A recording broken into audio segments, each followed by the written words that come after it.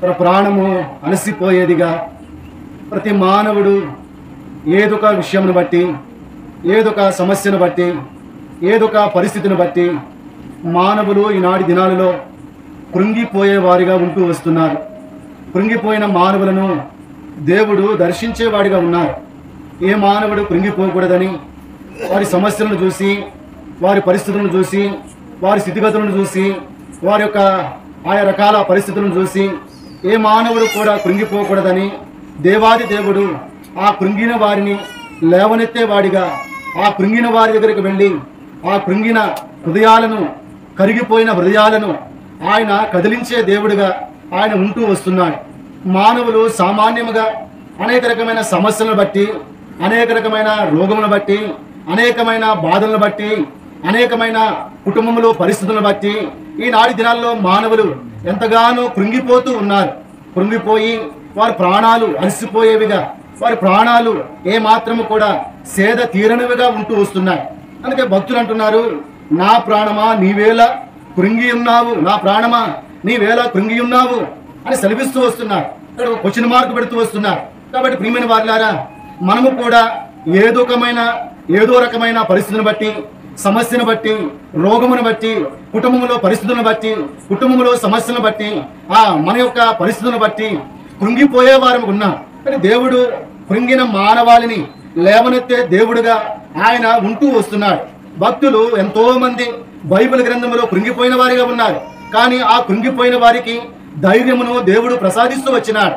యేసుక్రీస్తు ప్రభువారిని, లేకపోతే ఆ దేవాది దేవుణ్ణి వారు జ్ఞాపకం చేసుకొని కృంగిన వారి సైతము వారు ధైర్యం తెచ్చుకొని వారు ముందుకు సాగిపోతూ వస్తున్నారు.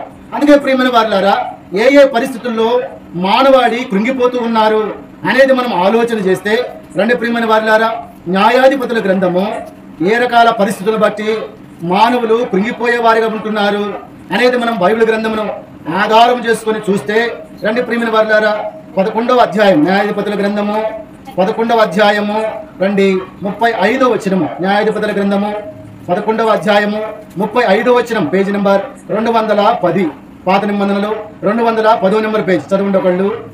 కాబట్టి అతడు ఆమెను చూచి తమ బట్టలు చింపుకొని, అయ్యో నా కుమారి, నీవు నన్ను బహుగా కృంగజేసితివి, నీవు నన్ను తల్లడింప చేయు వారిలో ఒకటివై ఉన్నావు. నేను యెహోవాకు మాట ఇచ్చి ఉన్నాను గనుక వెనుకకు తీయలేవనగా. కాబట్టి ప్రియమైన వారులారా, ఇక్కడ యెఫ్తా ఏమవుతున్నాడు? ఇక్కడ కృంగిపోతున్నాడు. యెఫ్తా కృంగిపోతున్నాడు. హృదయంలో బాధ ఉంది, హృదయంలో విచారం ఉంది, హృదయంలో దుఃఖం ఉంది, హృదయంలో తల్లడిల్లిపోతున్నాడు. తాను ఏ పరిస్థితిని బట్టి అంటే తన కుమార్తెను బట్టి. అంటే మనం ఆలోచన చేస్తే ప్రియమైన వారులారా, మనకు ప్రియమైన వారు మనకు దూరం అవుతున్నప్పుడు మనం ఏమవుతాము? కృంగిపోయే వారముగా ఉంటాము. అందుకే యెఫ్తా తనకు ప్రియమైన కుమార్తె, ఆ ప్రియమైన కుమార్తెకు ఆ దేవాది దేవుడు తనకు ఒప్పందం చేసుకుంటూ వచ్చినాడు. దేవాది దేవునికి మాట ఇస్తూ వచ్చినాడు. ఆ మాటను యెఫ్తా నెరవేర్చేవాడిగా ఉన్నాడు. ఆ మాటను ఆయన తప్పిపోని వాడిగా ఉన్నాడు. ఎందుకంటున్నాడు, నేను ఏమైపోయాను? అక్కడ 35వ వచనంలో మధ్య భాగంలో, నీవు నన్ను బహుగా ఏం చేశావు? కృంగదీస్తూ వచ్చినావు, కృంగ చేశావు. నా హృదయం కృంగిపోతుంది, నా హృదయం తలడిల్లిపోతుంది. ఎందుకంటే నా సొంత కుమార్తె ఇప్పుడు నాకు కాకుండా పోతుంది. ఎందుకంటే నేను దేవాది దేవునికి మాట ఇచ్చాను, ఆ మాటను నెరవేర్చాలి. అంత మాత్రమే కాదు, ఆ మాటను నెరవేర్చడం మాత్రమే కాదు, నేను నా కుమార్తెను ఏం చేయకూడదు? ఇప్పుడు వెనుతీయకూడదు అని యెఫ్తా తానులో తాను కృంగిపోతున్నాడు. అంటే ప్రియమైన వారులారా, మనకు దగ్గరైన వారు దూరం అవుతూ ఉన్నప్పుడు ఏం కలుగుతుంది? మనకి కృంగిపోయే వారముగా ఉంటాం. మనం చూడండి, మన రక్త సంబంధికులు కావచ్చు, మన బంధువులు కావచ్చు, మన శ్రేయభిలాషులు కావచ్చు, మనకు దూరం అవుతూ వచ్చినప్పుడు మనము కూడా మనలో మనం ఏమైపోతాము? కృంగిపోయే వారముగా ఉన్నాం, బాధపడే వారముగా ఉన్నాం, తల్లడిల్లిపోయే వారముగా మనం ఉంటూ వస్తున్నాం. ఉదాహరణ చెప్పాలంటే, నా చిన్నతనంలో మా అక్కకి మ్యారేజ్ అవుతూ వచ్చింది. నాకు అప్పుడు 5 సంవత్సరాలు అంతే, చిన్నవాడిని. వాళ్ళు మ్యారేజ్ అయ్యేటప్పుడు అప్పుడు మా అక్క వస్తూ పోతూ ఉండేది. కొన్నిసార్లు ఆలోచన చేసేవాడిని. ఏమని ఆలోచన చేసేవాడిని? మా అక్క మా దగ్గరే పూర్తిగా ఉంటే పోయేది కదా.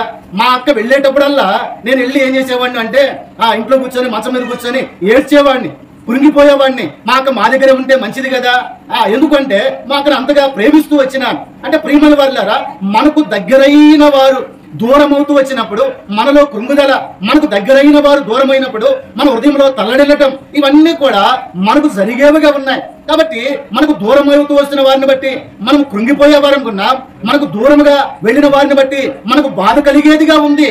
అయితే ప్రియమైన వారులారా, యేసు క్రీస్తు ప్రభువారిని బట్టి నీవు నేను కూడా ధైర్యం తెచ్చుకోవాలి. దూరం అవుతున్న వారు లేదా మన దగ్గర నుంచి వెళ్ళిపోయిన వారి విషయంలో మనం బాధపడవలసిన, కృంగిపోవలసిన అవసరం లేదు. దేవుని దగ్గరికి వెళ్ళి మనం ధైర్యం తెచ్చుకునే వారిని ఉండాలి. ఒకటి, మనతో పాటు ఉన్నవారు దూరం అవుతూ వస్తున్నప్పుడు మనం ఏమైపోతామంట? కృంగిపోయే వారముగా, బాధపడే వారముగా, ఆ హృదయంలో తల్లడి అనేది ఏర్పడుతూ ఉన్నది. రెండోదిగా రండి ప్రియమైన వారులారా, ఏబు గ్రంథము 23వ అధ్యాయము. ఏబు గ్రంథము ఎప్పుడు కృంగుదల అనేది ఏర్పడుతుంది. ఒకటేమో మనకు తెలిసిన వారు లేదా మనకు అయిన వారు, మనకు కావలసిన వారు దూరం అయిపోతే మనకు కృంగుదల అనేది ఏర్పడుతుంది. రెండోదిగా ప్రియమైన వారులారా, ఏబు గ్రంథము 23వ అధ్యాయము రండి 16వ వచనం. 20వ అధ్యాయము 16వ వచనం. దేవుడు నా హృదయమును కృంగజేసెను, సర్వశక్తుడే నన్ను కలవరపరిచెను. దేవుడు నా హృదయమును ఏం చేశాడంట? కృంగజేసెను. ఎందుకు ఈ కృంగుదల? ఏబు భక్తుడికి చూడండి, ఎన్నో రకాల పరిస్థితులు అక్కడ జరుగుతూ వచ్చినాయి. దేవుడే నా హృదయం ఏం చేశాడు? కృంగజేస్తూ వచ్చినాడు.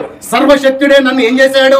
కలవరపరుస్తూ వచ్చినాడు. ఎందుకు ఈ కలవరము, ఎందుకు ఈ కృంగుదల అనేది మనము ఈ యొక్క ఏబు గ్రంథంలో చూస్తే రండి ప్రియమైన వారులారా, 2వ అధ్యాయము రండి. 2వ అధ్యాయం ఎందుకు కృంగుదల, ఎందుకు కలవరము, ఎందుకు బాధ ఏంటంటే మనం ఆలోచన చేస్తే 2వ అధ్యాయము రండి 7-8 వచనాలు. కాబట్టి అపవాది యెహోవా సన్నిధి నుండి బయలువెళ్ళి అరికాలు మొదలుకొని నడినెత్తి వరకు బాధగల కురుపులతో ఏబును మొత్తెను. అతడు ఒళ్ళు గోక్కొనుటకై చిల్ల పెంకు తీసుకుని బూడిదలో కూర్చుండగా. కాబట్టి పరిస్థితులన్నీ కూడా మనం ఆలోచన చేస్తే ఎందుకు కృంగుదల వచ్చింది? ఎందుకు ప్రియమైన వారులారా ఈ యొక్క పరిస్థితులు అనేవి ఏర్పడుతూ వచ్చినాయి అంటే, సొంత వారు దూరమైతే కృంగుదల అనేది ఏర్పడుతూ ఉన్నది. ఆయన వారు దూరమైతూ వస్తుంటే కృంగుదల అనేది ఏర్పడుతూ ఉన్నది. అందుకే మనం కృంగిపోవాల్సిన అవసరం లేదు. దేవుడు కృంగిన వారిని లేవనెత్తేవాడు. ఇవి ఏబు భక్తుడు కూడా కృంగిపోతూ వస్తున్నాడు. ఆయనే నా హృదయములను కృంగజేసి ఉన్నాడు. సర్వశక్తుడైన దేవుడే నన్ను కలవరపరిచెను అని రాస్తూ వచ్చినాడు. అయితే ఏబు భక్తుడు ఎందుకు కృంగిపోతూ వచ్చినాడంటే, తన సొంత వారే దూరమవుతూ వచ్చినప్పుడు తాను కృంగిపోతూ వస్తున్నాడు. రెండవదిగా దేహము అస్వస్థతో ఉన్నప్పుడు, అనారోగ్యంతో ఉన్నప్పుడు తనకు కృంగుదల అనేది ఏర్పడుతూ ఉన్నది. అంత మాత్రమే కాదు, కన్న బిడ్డలను తాను కోల్పోతూ వచ్చినప్పుడు ఈ యొక్క కృంగుదల అనేది తనకు కలుగుతూ వచ్చింది. అంత మాత్రమే కాదు ప్రియమైన వారులారా, అంతా కూడా నష్టపోయిన తర్వాత తన దగ్గర ఏమీ మిగలలేదు. అంత నష్టపోయిన తర్వాత కూడా తనకు కృంగుదల అనేది ఏర్పడుతూ వస్తుంది. ఇవన్నీ కూడా చక్కగా బైబిల్ గ్రంథంలో రాయబడుతూ వచ్చినాయి.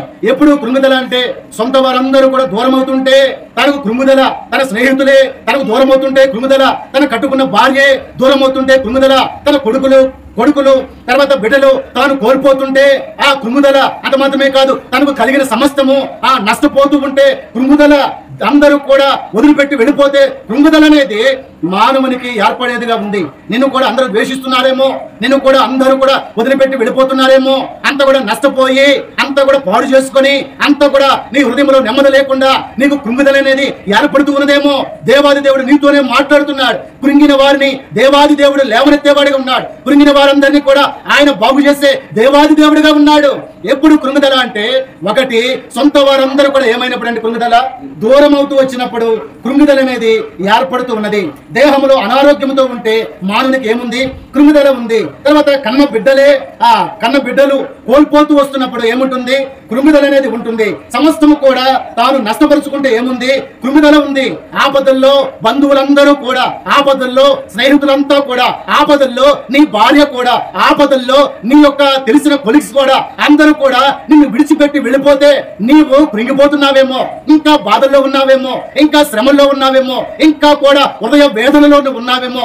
యేసుక్రీస్తు ప్రభువారు నీతోనే మాట్లాడుతున్నాడు. ఆయన కృంగిన వారిని ఏం చేసేవాడండి? లేవనెత్తే దేవాది దేవుడు. ఇంకా అనేక రకమైన పరిస్థితులను బట్టి నీవు కృంగిపోతున్నావేమో, అయ్యో ఈ రోగం నాకు తగదేమో అని కృంగిపోతున్నావేమో, అయ్యో నా రక్త సంబంధికులు నా దగ్గరికి రారేమో అని నువ్వు కృంగిపోతున్నావేమో, నీ పాపాన్ని బట్టి నీవు కృంగిపోతున్నావేమో, నీ యొక్క అవిధేయతను బట్టి నీవు కృంగిపోతున్నావేమో. దేవాది దేవుడు ఈ రాత్రికాల సమయంలో నీతోనే మాట్లాడుతున్నాడు. ఏ విషయాన్ని బట్టి నీవు కృంగిపోయావో, ఆ కృంగిపోయిన దాన్ని బట్టి నీవు ప్రభువుని బ్రతిమలాడితే, ప్రభువుని నీవు ఆ దేవా ఇదిగో ఈ విషయంలో నేను కృంగిపోయాను, దయతో క్షమించు, నా కృంగిన వారందరినీ కూడా లేవనెత్తేవాడు అంట కదా అని నువ్వు ప్రార్థన చేస్తే దేవాది దేవుడు నిన్ను లేవనెత్తేవాడిగా ఉన్నాడు. ఇంకా కూడా మనం చూస్తే రెండు ప్రియమైన వారులారా, ఏబు గ్రంథము 19వ అధ్యాయము, ఏబు గ్రంథము 19వ అధ్యాయము 2:14 వచ్చిన ఏబు గ్రంథము 19:14. నా బంధువులు నా యొద్దకు రాక ఉన్నారు, నా ప్రాణ స్నేహితులు ఏమయ్యారంటండి, నన్ను మర్చిపోయారు. నా ప్రాణ స్నేహితులే నన్ను మర్చిపోయారు. నా బంధువులే నా దగ్గరికి ఏం చేయలేదంట, రాలేదు. నా బంధువులే రాలేదు. ఎందుకు? నా ఈ యొక్క పరిస్థితిని చూసి, ఈ యొక్క శ్రమను చూసి, ఈ యొక్క కురుపులను చూసి, ఈ యొక్క పరిస్థితిని చూసి నా బంధువులే నా దగ్గరకు రాలేదు, నా స్నేహితులే నన్ను ఏం చేశారంట, మరిచిపోయారు. ఇలాంటి పరిస్థితుల్లో నీకు కృంగుదలే. నీ బంధువులు నీ దగ్గరకు రాకపోతే కృంగుదలే, నీ స్నేహితులు నిన్ను మర్చిపోతే నీకు కృంగుదలే. అయితే యేసుక్రీస్తు ప్రభువారు నీకున్నారు. నువ్వు ధైర్యం తెచ్చుకో. నీ సొంత వారు నీకు దూరం అవుతున్నప్పుడు, అదే రీతిగా నీ దేహంలో అనారోగ్యంతో ఉన్నప్పుడు, అదే రీతిగా నీ కన్నబిడ్డలను కోల్పోతూ వచ్చినప్పుడు, నీవు సమస్తము కూడా నష్టపోతూ ఉన్నప్పుడు, ఆపదల్లో నీ బంధువులు కానీ, నీ స్నేహితులు కానీ, నీ శ్రేయభిలాషులు కానీ ఎవరో కూడా నీ దగ్గరకు రానప్పుడు నీకు కృంగుదలే. అయినా యేసుక్రీస్తు ప్రభువారు ఉన్నారు. నీవు కృంగి ఉంటే, ఆ కృంగుదలను బట్టి నువ్వు బాధపడుతుంటే, నీ హృదయంలో వేదన ఉంటే, నీ హృదయంలో ఎవరికి చెప్పలేని పరిస్థితి ఉంటే, దేవాది దేవుడు నిన్ను లేవనెత్తేవాడిగా ఆయన ఉంటూ వస్తున్నాడు. ఇంకా కూడా మనం చూస్తే రెండు ప్రియమైన వారులారా, విలాపవాక్యములు 3వ అధ్యాయము, విలాపవాక్యములు 3వ అధ్యాయము, రండి ఇర్మీయా గ్రంథం ప్రక్కన ఉంటుంది. 3వ అధ్యాయము 19వ వచనం. 3వ అధ్యాయం 19వ వచనం. నా శ్రమను, నా దురావస్థను నేను త్రాగి మాంసు పత్రిని చేదును జ్ఞాపకము చేసుకున్నాము. కాబట్టి భక్తుడైన ఇర్మీయా కూడా ఎన్నో శ్రమలు, ఎంతో కృంగుదల తనకు కలుగుతూ వచ్చింది. కాబట్టి అంటున్నాడు, అయ్యా నా శ్రమలు, నా దురవ్యవస్థను, నేను త్రాగిన మాంసుపత్రిని చేదును ఏం చేశాడంట, జ్ఞాపకం చేసుకున్నాము. ఏదో కృంగిపోయాడు. నా శ్రమను, నా దురవస్థను చూడయ్యా అని కృంగిపోతూ వచ్చినాడు. నువ్వు కూడా ఎన్నో శ్రమల మధ్యలో ఉన్నావేమో, నీ పరిస్థితి కూడా దురవస్థగా మారుతూ వచ్చిందేమో, నిన్ను కూడా ఎవరు పట్టించుకోవట్లేదేమో, ఎవరు కూడా నీ దగ్గరికి రావట్లేదేమో. అంత మాత్రమే కాదు, నీ యొక్క శ్రమను చూసి, నీ యొక్క కష్టాన్ని చూసి, నీ యొక్క దురవస్థను చూసి, నీ యొక్క పరిస్థితులను చూసి ఎవరు కూడా నీ దగ్గరికి రాకుండా అందరూ ఆగిపోతున్నారేమో, నువ్వు కృంగి కృషించిపోతున్నావేమో. కానీ దేవుడు నిన్ను లేవనెత్తేవాడిగా ఉన్నాడు. ఇర్మీయా భక్తుడు అదే చెప్తున్నాడు, అయ్యా నా శ్రమను, తర్వాత నా దురవ్యవస్థను, నేను త్రాగు మాంసుపత్రి చేదును ఒక్కసారి ఏం చేయ, జ్ఞాపకం చేసుకో. నా శ్రమలు, నా దురవ్యవస్థను ఒకసారి జ్ఞాపకం చేసుకో. ఇదిగో నేను కృంగి ఉన్నాను, ఇదిగో నేను బాధల్లో ఉన్నాను, నా ప్రాణం అలసిపోయింది, నా ప్రాణం సొలిసిపోయింది, అయ్యా ఇదిగో ఒకసారి జ్ఞాపకం చేసుకో, నేను కృంగి ఉన్నాను అని ఇర్మీయా భక్తుడు తాను తన కృంగుదలను బట్టి దేవాది దేవుణ్ణి బ్రతిమలాడుతూ ఉన్నాడు. ఒకసారి జ్ఞాపకం చేసుకోవాలి. ఇక కూడా మనం చూస్తే రండి, ఈ శ్రమ గురించి మనం చూస్తే కీర్తనలు 38వ కీర్తన, రండి ప్రియమైన వారులారా, కీర్తనలు 38వ కీర్తన, కీర్తనలు 38వ కీర్తన, రండి 6వ వచనం. నేను శ్రమ చేత ఏమయ్యాడంట, మిక్కిలి ఏమైపోయాడంట, కృంగి ఉన్నాను. శ్రమలను బట్టి ఏమవుతున్నారు, కృంగిపోతున్నారు. దురవస్థ, ఇలాంటి పరిస్థితులు ఏమీ కూడా బాగాలేదు. కాబట్టి మానవులు శ్రమను బట్టి, మానవులు రోగమును బట్టి, మానవులు జ్వరమును బట్టి, మానవులు ఇంకో రకమైన పరిస్థితులను బట్టి కృంగిపోయేవారిగా ఉన్నారు.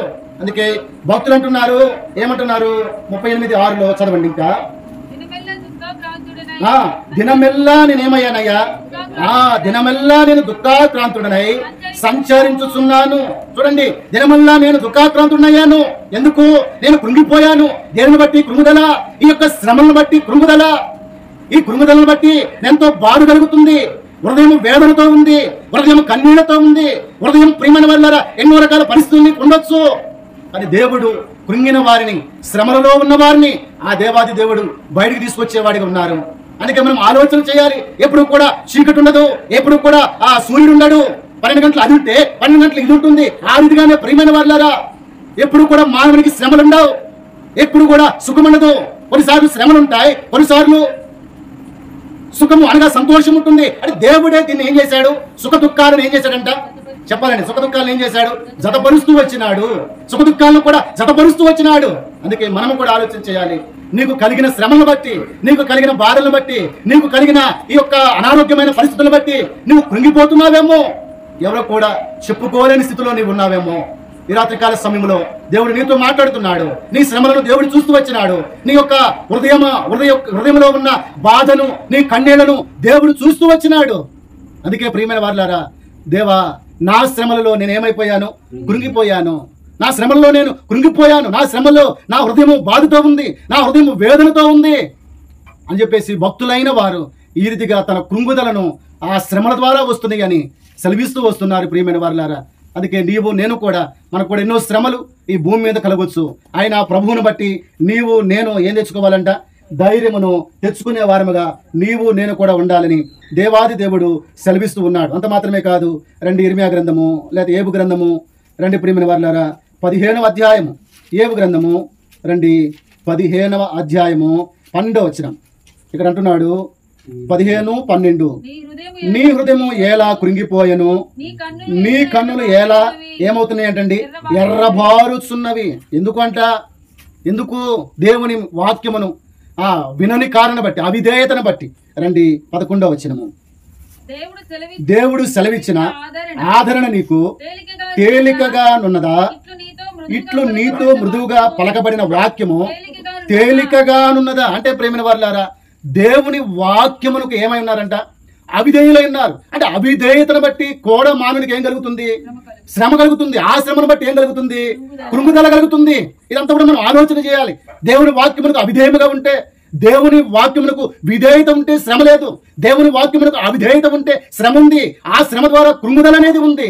అనేక సార్లు మనము కూడా దేవుని వాక్యమునకు ఎలా ఉంటున్నామో అవిధేయతతో ఉంటూ వస్తున్నాం. దేవుని వాక్యమును తొక్కుకుంటూ వస్తున్నాం. ఏముందలే, ఏం కాదులే, ఇంకా ఏమవుతుందలే అని చెప్పేసి అవిధేయతను మనము నేర్చుకుంటూ వస్తున్నాం. అందుకే దేవుని వాక్యము పట్ల మనం ఏం కలిగి ఉండాలి? విధేయత కలిగి ఉండాలి. దేవుడు నాతో మాట్లాడుతున్నాడు, ఇదిగో నేను సరి చేసుకుంటాను, ఇదిగో చక్కదిద్దుకుంటాను, ఇదిగో నిత్యత్వము కొరకై, ఆ పరలోక రాజ్యము కొరకై నేను సిద్ధపాటు కలిగి ఉంటాను అని చెప్పేసి మనము సరి చేసుకుని మన జీవిత యాత్రలో ముందుకు సాగాలి. దేవుడు మనతో మాట్లాడుతున్న దానిని బట్టి. అందుకే కదా వారి అవిధేయతను బట్టి అరణ్యంలో ఎంతో మంది ఏమయ్యారంట? రాలిపోతూ వచ్చినారు. వారి అవిధేయతను బట్టి, దేవుని మాట వినని దానిని బట్టి, మోషే మాట వినని దానిని బట్టి ఎంతో మంది రాలిపోతూ వచ్చిన వారి అవిధేయతను బట్టే నీవు నేను కూడా అవిధేయతను బట్టి శ్రమ తెచ్చుకుంటున్నాం. శ్రమ కారణం బట్టి ఏమవుతున్నాము? కృంగిపోయే వారముగా నీవు నేను కూడా ఉంటున్నాం. ప్రియమైన వారులారా, అది కూడా మనం ఆలోచన చేయాలి. దేవుని వాక్యమును త్రోసివేస్తున్నావేమో, దేవుని వాక్యమును వెనకగా నెట్టేస్తున్నావేమో, దేవుని వాక్యమును పట్టించుకోకుండా వెళ్ళిపోతున్నావేమో, దేవుని వాక్యమును దూరపరుచుకుంటున్నావేమో, దేవుని వాక్యము నాకు కాదులే అనుకుంటున్నావేమో, దేవుని వాక్యము నీ హృదయములకు తగులుతున్నా కానీ ఆ తగులుతున్న కారణం బట్టి ఆ వాక్యమును తోసివేసి వెళ్ళిపోతున్నావేమో. ఒకసారి ఆలోచన చేయి. ఈ యొక్క వాక్య అవిధేయతను బట్టి కూడా మానవుడికి శ్రమ కలుగుతుంది. శ్రమ కలిగిన కారణం బట్టి ఏం కలుగుతుందంట? కృంగుదల కలుగుతుంది. 15వ అధ్యాయం 12వ వచనంలో, నీ హృదయం ఎలా కృంగిపోయెను, నీ కన్నులు ఎలా ఏమవుతున్నాయంట? ఎర్రబడుచున్నవి. ఎందుకు? పైన రాశాడు అదే మాట, ఇట్లు నీతో మృదువుగా పలకబడిన వాక్యము తేలికగా ఉందా? తేలిక ఉన్న వాక్యము నువ్వు అనుకుంటున్నావు తేలిక అని. అవిధేయతతో ఉంటే, దేవుని యందు నమ్మిక ఉంచకపోతే, దేవుని యందు విశ్వాసం ఉంచకపోతే నీ వాక్యము తేలికే. ఒకసారి దేవుని యందు విశ్వాసం ఉంచిన తర్వాత అవిధేయతతో ఏ రీతిగా ఉంటావు నీవు? దేవుని వాక్యము నీ హృదయం దగ్గరికి వచ్చినప్పుడు, నీ హృదయం తడుతున్నప్పుడు వాక్యమునకు అవిధేయుడిగా నువ్వు ఎలా అవుతావు? అందుకే ఆలోచన చేయి. అవిధేయతను బట్టి శ్రమ వస్తుంది. శ్రమను బట్టి ఏమవుతుందంట? కృంగుదల అనేది కలుగుతూ ఉన్నది.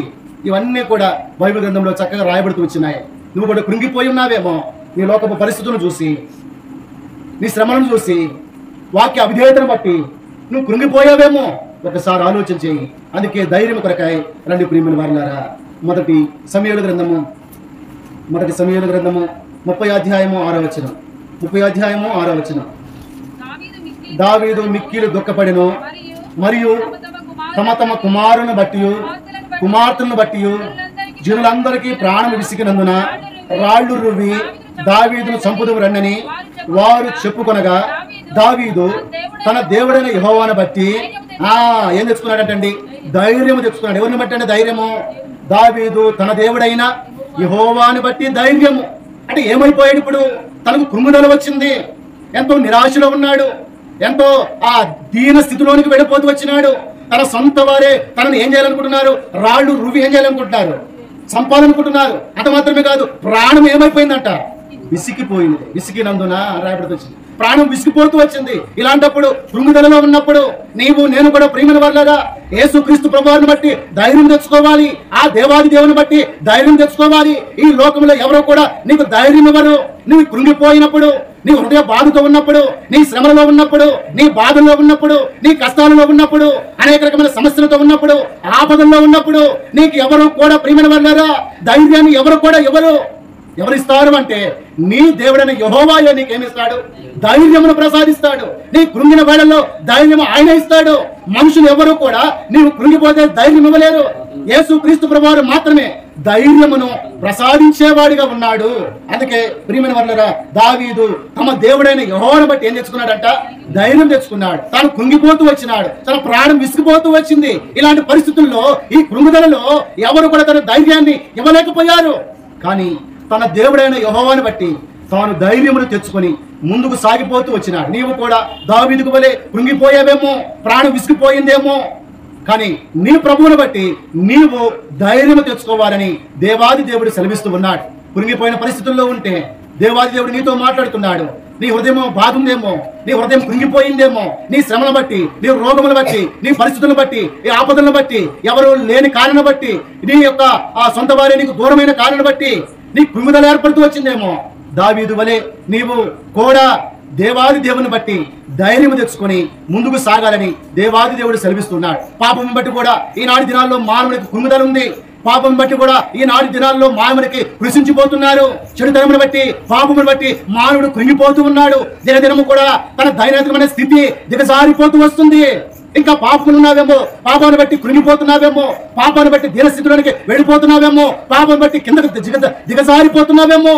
యేసుక్రీస్తు ప్రభువారు నీ కొరకై ఆ దేవుడే, ఆ పరమందు దేవుడే, ఆ పరలోకపు దేవుడే తన మహామహిమను వదిలిపెట్టుకొని నరావతారం ఎత్తుకొని ఈ లోకమునకు అనుదించి కృంగిపోయిన నిన్ను లేవనెత్తాలని, కృంగిపోయిన నిన్ను ఆయన బాగు చేయాలని, కృంగిపోయిన నిన్ను ఆ యొక్క సమస్యల నుండి, ఆ శ్రమల నుండి, నీ యొక్క బాధ నుండి దేవుడు తొలగించాలని ఆయన స్వయాన వచ్చి ఆయన లేవనెత్తే దేవుడుగా ఆయన ఉంటూ వస్తున్నాడు. ప్రియమైన వారలారా, ఇంకా పాపములు ఉన్నావేమో, ఇంకా అవిధేయతలో ఉన్నావేమో, అవిధేయతను బట్టి శ్రమలు కొని తెచ్చుకుంటున్నావేమో, అవిధేయతను బట్టి శ్రమలు కొని తెచ్చుకోవడం మాత్రమే కాదు, అనారోగ్యమైన పరిస్థితులకి వెళ్ళిపోతున్నావేమో. జాగ్రత్త. యేసుక్రీస్తు ప్రభువారు నీతోనే మాట్లాడుతున్నాడు. ఆయన నీ కొరకై లోకమునకు వచ్చాడు. నీ పాపమును, ఆ పాపపు సంఖ్యలను తెంచడానికే ఆ దేవాదేవుడి లోకమునకు వచ్చి నీ కొరకై, నా కొరకై ఆ కలవరి శిలువలో పరిశుద్ధమైన రక్తం, పవిత్రమైన రక్తం, కళంకము అనగా నిష్కళంకమైన రక్తం ఆ దేవాది దేవుడు కాలుస్తూ వచ్చినాడు. ఆ రక్తములను కడగబడితే, నీ పాపములను తీసివేసుకుంటే, నీ అవిధేయతను నీవు తీసివేసుకుంటే, ఆ దేవాది దేవుడు నీవు కృంగి ఉన్నావు కదా, ఆయన లేవనెత్తి నీకు పరలోకపు సంతోషాన్ని, పరలోకపు ఆనందాన్ని దేవుడు ప్రసాదించేవాడిగా ఉన్నాడు. ఇంకెంతకాలం పాపములో ఉంటావు, పాపం నుండి కృంగిపోతావు, పాపం నుండి కృషించిపోతావు, అవిధేయతను బట్టి కృషించిపోతావు. దేవాది దేవుడు రాత్రికాల సమయంలో నీతో మాట్లాడుతున్నాడు. ఆయన దగ్గరికి రా. దేవా, నేను కృంగిపోయాను, నా హృదయం బాధల్లో ఉంది, నా హృదయం శ్రమల్లో ఉంది, నా హృదయం సమస్యల్లో ఉంది, నా హృదయం అనేకమైన పరిస్థితుల్లో ఉన్నాయి, నా తోటి వారు నాకు దూరమైన, నా సొంత వారు నాకు దూరమైన కారణం బట్టి నాకు కృంగిదల ఉంది, నేను సమస్తాన్ని నష్టపరుచుకున్నాను, సమస్తాన్ని వ్యయపరుచుకున్నాను, అయినప్పటికీ కూడా నాకు కృంగిదల ఉంది. దేవా, దయతో క్షమించు అని దేవుడు నేను అడిగితే, ఈ రాత్రికాల సమయంలో నిన్ను లేవనెత్తేవాడిగా, నిన్ను బాగు చేసేవాడిగా ఆ దేవాది దేవుడు ఉన్నాడు. కళ్ళు మూసుకుందాం, తలలు ఉంచుదాం, ప్రార్థన చేద్దాం. ప్రియమైన వారులారా,